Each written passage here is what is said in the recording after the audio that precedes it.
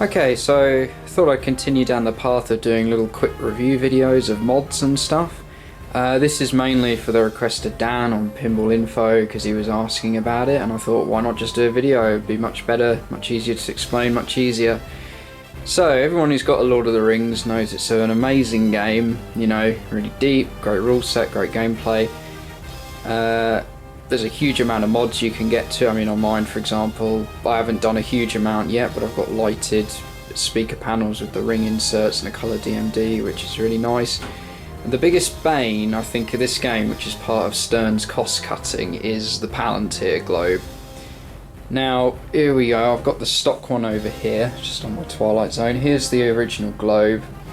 And the problem with it is, and focus is up there, it's got a big hole in the middle, because you mount this onto this, which is the metal part where the Palantir Globe sits, and there's a small hole in the back for a light. There's a couple of alternatives to this.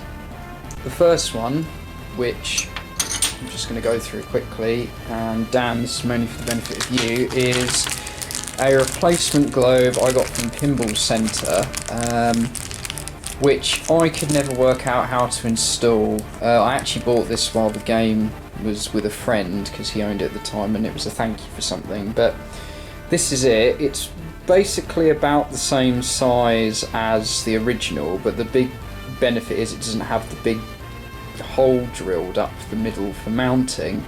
The only thing is I can't quite work out how to mount this to the game, because basically all you've got underneath is like this little piece of metal that you can bend around and kind of try and bend it into place, and I imagine you'd somehow, where is it, you'd somehow kind of mount it onto the post once you've taken the original out, but I'm not completely sure like how you do it. Like I say, I looked at this for ages and just, it kind of sat there and wobbled about, and the ball hit the target underneath, and it just had a colour changer that it came with.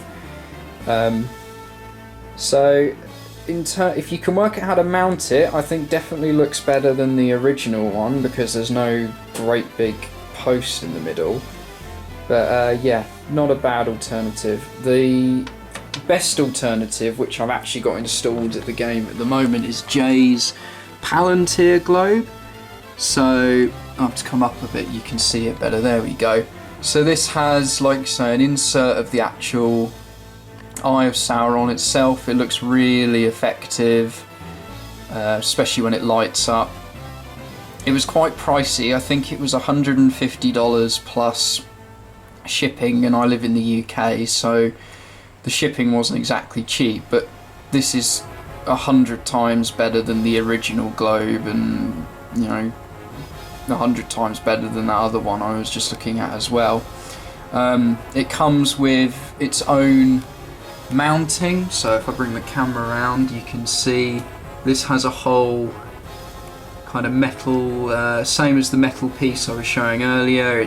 Comes with that. It's got a nice base, looks really effective, and then all it does, if I can come behind, let's have a look here.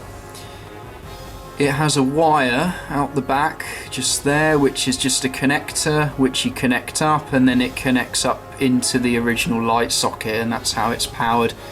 Dead easy to install, took maybe, I don't know, 10 minutes, and like I say, it just looks so much better than the original. I'd massively recommend it. I mean, I know it's pricey, but you know, for a game like this you want it to look as good as possible. So yeah, like I say, I definitely recommend Jay's. I'd say if you want to save some money, I did have a look though, they don't sell it anymore, but the one off Pinball Centre looks okay if you can work out how to mount it. But yeah, I'd go for this one every single time. Looks really good. Thanks for watching.